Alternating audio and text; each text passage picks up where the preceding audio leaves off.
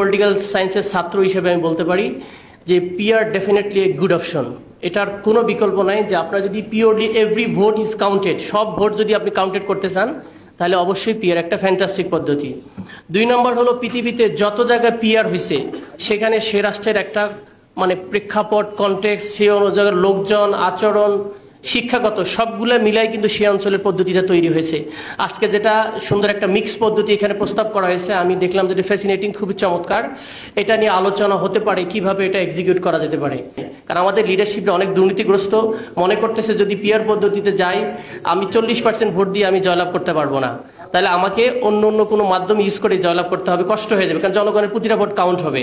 সুতরাং লিডারশিপ যদি স্বচ্ছতা জায়গায় থাকতো তাহলে স্টেট পরিচালনা করার ক্ষেত্রে পিআর কেন, যে পদ্ধতি যার তার সাহস থাকার কথা ছিল। কিন্তু দুঃখজনক হলো সত্য, আমাদের লিডারদের করাপশনের কারণে আমাদের রাষ্ট্রকে পরিচালনা করার যে মাধ্যম সেটা আমাদের ধ্বংস হয়েছে।